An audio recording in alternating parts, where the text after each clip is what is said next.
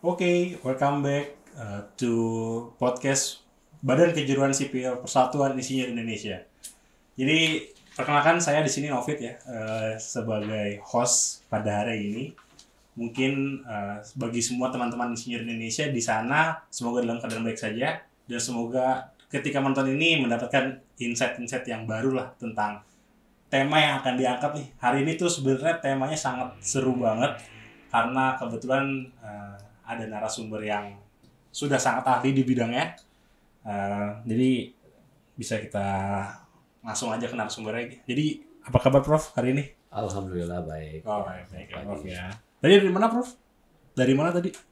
Dari Bandung. Oh, Bandung. Berarti dari ITB langsung Prof? Enggak, dari rumah. Oh, dari rumah. Oke. Mungkin biar lebih singkat kita bisa memberikan informasi tentang Prof. Insinyur Iswandi.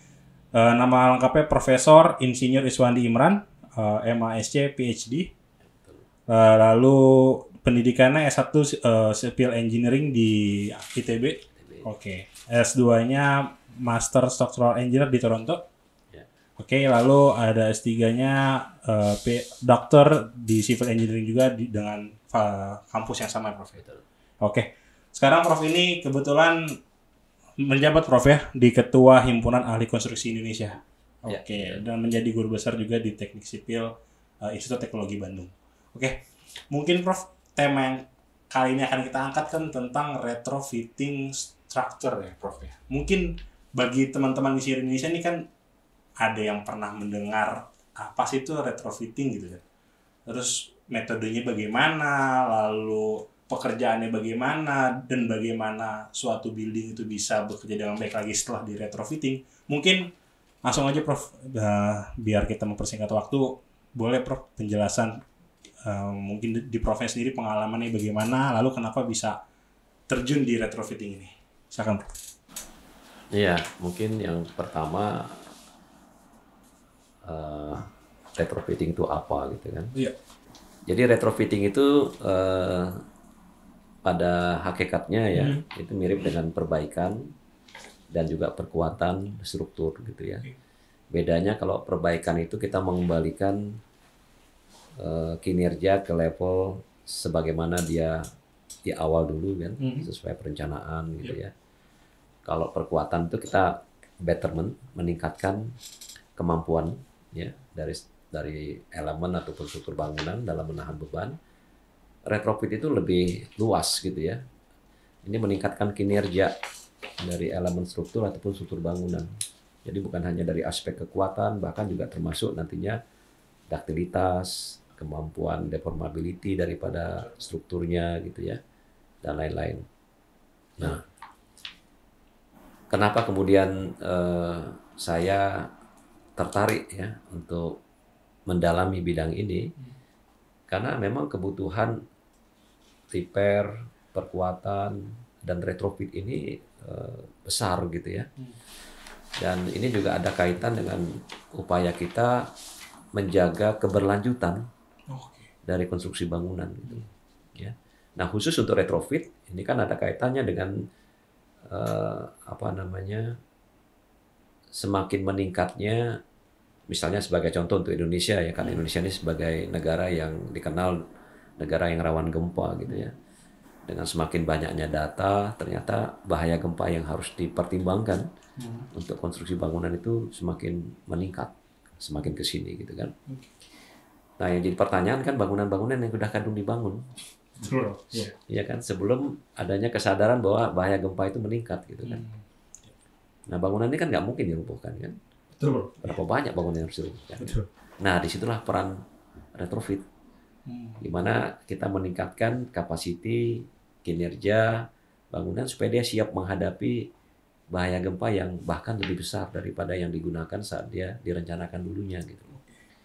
Jadi ini bidang yang memang menarik dan makanya kemudian saya juga ikut menekuni bidang ini gitu ya. Dan juga karena memang salah satunya tadi yang saya sampaikan ya, negara kita ini kan negara yang rawan gempa gitu kan.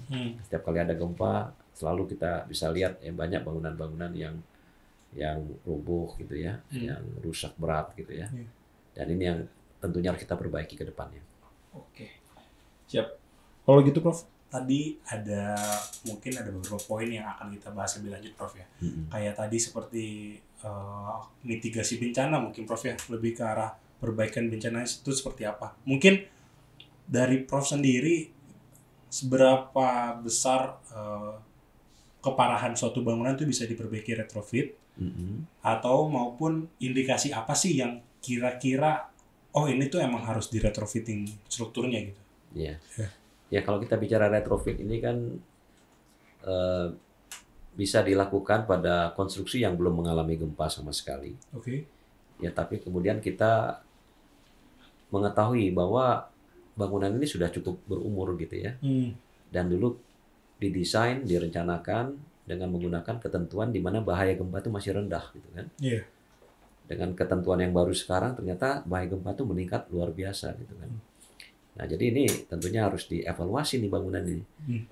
Ya, dievaluasi secara komprehensif ya. Nah, dari situ nanti kita bisa tahu hal-hal apa yang lemah ya pada bangunan ini, sehingga kemudian itu yang kemudian kita retrofit untuk menghadapi bahaya gempa yang mungkin terjadi itu ke depannya. Yep. Jadi bisa tanpa adanya apa istilahnya terkena gempa terlebih dahulu gitu ya. Ada juga case di mana di satu wilayah, suatu daerah ada terjadi gempa, ya. Kemudian ada bangunan yang rusak ringan, ada yang rusak menengah, dan ada yang rusak berat gitu kan. Kalau rusak menengah ini masih punya potensi untuk diperbaiki dan bahkan ditingkatkan kapasitinya, kinerjanya untuk bisa menghadapi gempa yang mungkin terjadi lagi ke depannya gitu. Nah, tentu saja sama. Di sini kita harus lakukan evaluasi ya secara komprehensif ya. Kita analisis gitu ya, sampai kemudian kita keluar dengan bentuk-bentuk retrofit ya, termasuk perbaikan juga tentu saja kan, karena udah rusak kan. Jadi bentuk perbaikan termasuk juga retrofit yang harus kita lakukan. Itu bisa kita rencanakan dengan baik. Oke.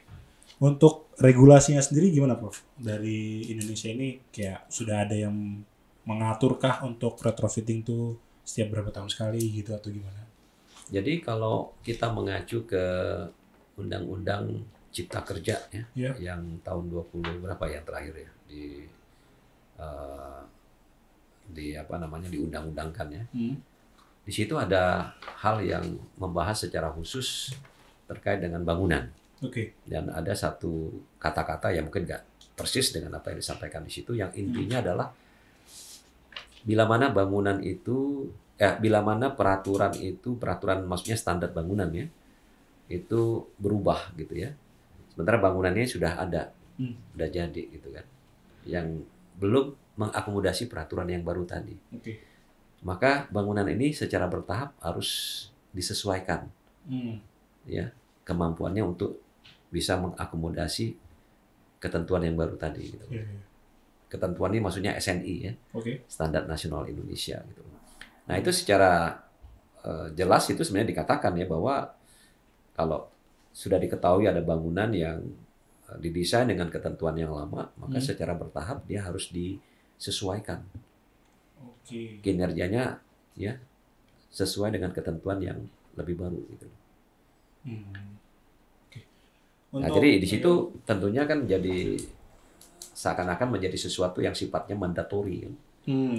Harus gitu kan. Nah, selain itu juga ada yang namanya SLF ya, sertifikat layak fungsi ya. Yang juga menjadi sesuatu yang harus diperoleh untuk setiap bangunan yang difungsikan gitu kan. Dan itu 5 tahun sekali gitu kan. Di mana aspek yang ditinjau ya selain mechanical, electrical, plumbing, arsitektural, termasuk juga strukturnya gitu kan. Nah, memang selama ini untuk yang sertifikat layak fungsi ini dari aspek struktur masih terbatas pada melihat apakah ada perubahan dan lain sebagainya dari yang sebelumnya gitu kan. Nah, selama nggak ada perubahan, kadang hanya secara visual ya, karena sudah pernah dinilai sebelumnya, maka dianggap ini masih layak untuk difungsikan gitu.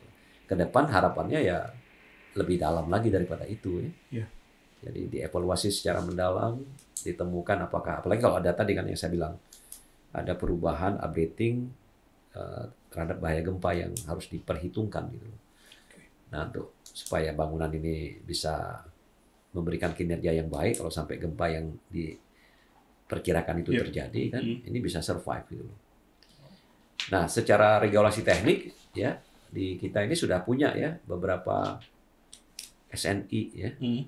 Saya lupa nomornya, mungkin sekitar 7973 kalau nggak salah. Atau 7943, saya lupa persis nomornya ya. Tapi ini SNI yang baru dibuat ya tahun lalu ya. Dan baru keluar nomornya juga di tahun lalu ya. Dan SNI ini judulnya adalah evaluasi dan rehabilitasi seismik bangunan existing.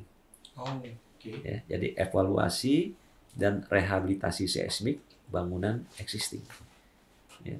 Nah, jadi di sini berisi SNI ini prosedur kita untuk mengevaluasi bangunan-bangunan existing yang khususnya yang tadi dirancang, didesain, ya, dibangun sebelum keluarnya peraturan baru yang bahaya gempanya lebih tinggi, gitu kan? Ya. Nah, jadi ada evaluasi secara mendalam, di situ ada prosedur yang harus kita lakukan.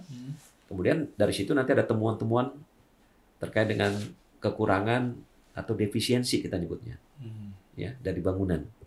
Nah, ini yang kemudian ditangani dalam bentuk-bentuk retrofitting yang sesuai, sehingga at the end bangunan kita itu punya kemampuan untuk menahan gempa yang lebih baik tentunya.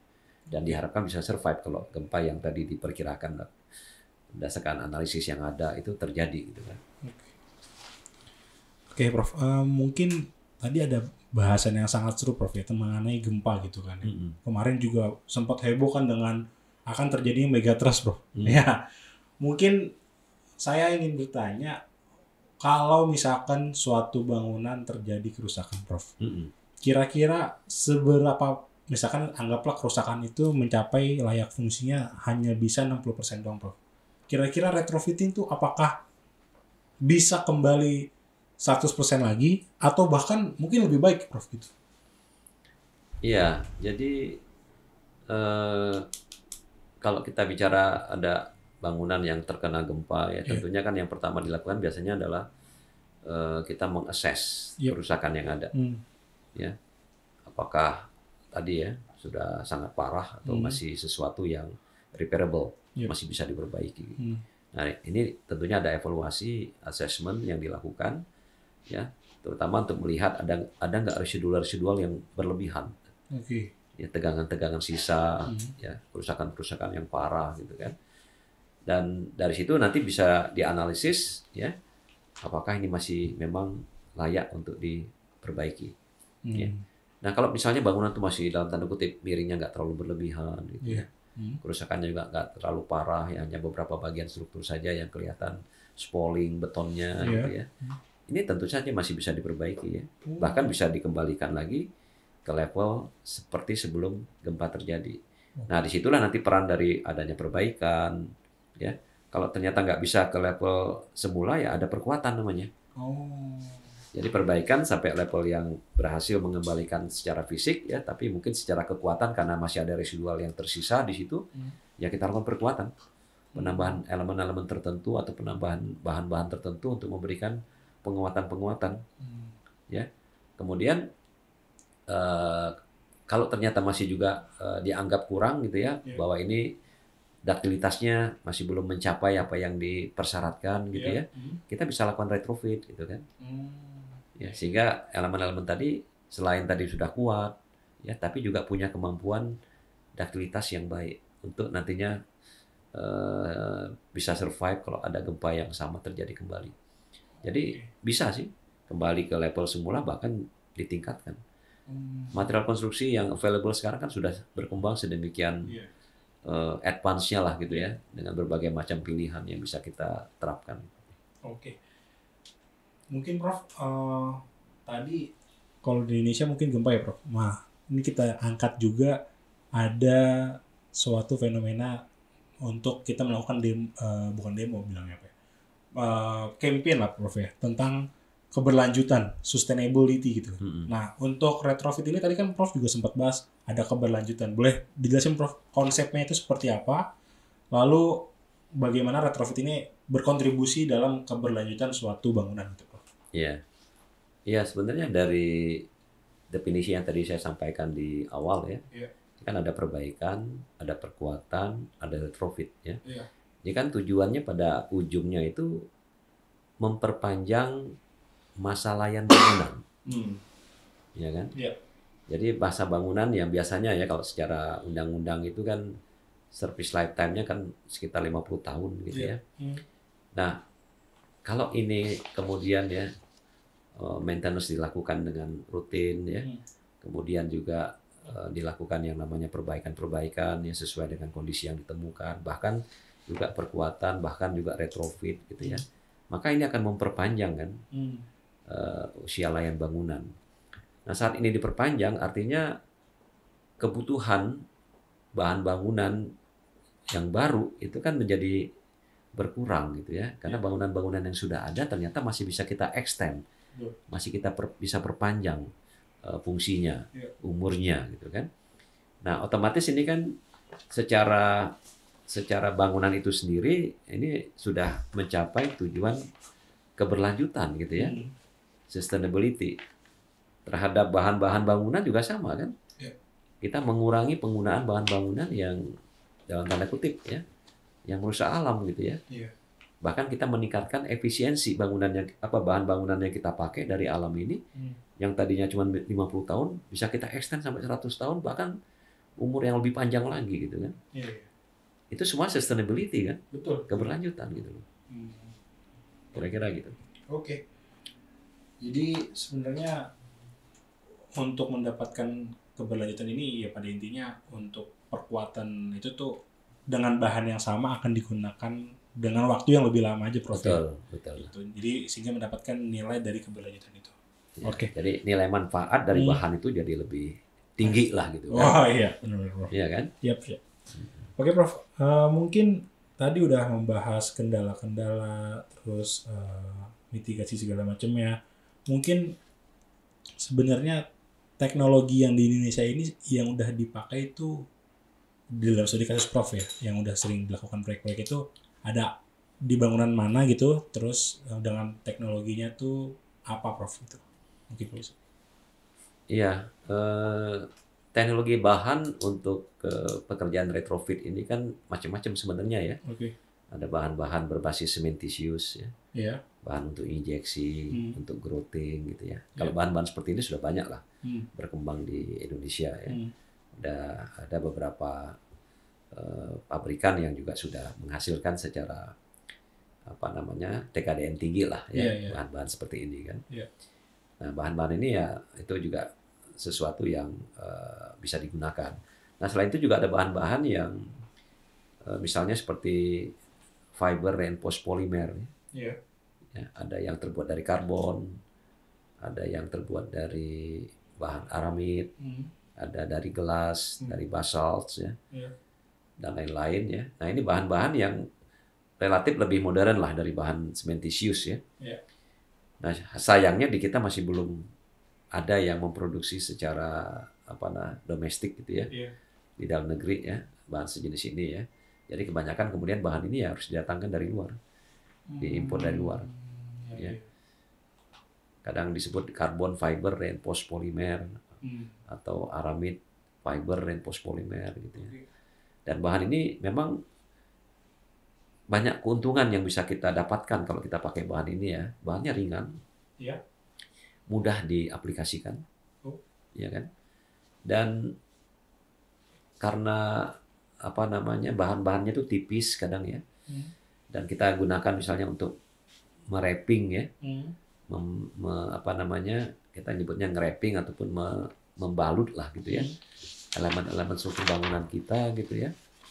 Itu dampak ke elemen struktur itu baik terkait dengan massa bangunan, kekakuan, itu bisa dikatakan insignifikan gitu. Ya. Tapi dia bisa memberikan suatu efek penguatan yang luar biasa dan juga bisa memperbaiki ya kinerja elemen struktur bangunan kita. Jadi duktilitasnya jadi lebih baik ya dan lain sebagainya gitu. Ya. Nah, tapi sayangnya tadi baik bahan fibernya sendiri maupun juga perekatnya karena dia direkatkan nanti pada struktur. Seperti bandit lah. Ya.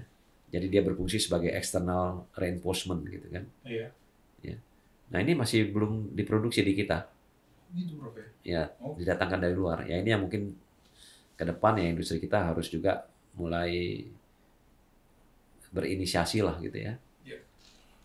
membangun pabrik yang bisa menghasilkan bahan sejenis di Indonesia dalam negeri.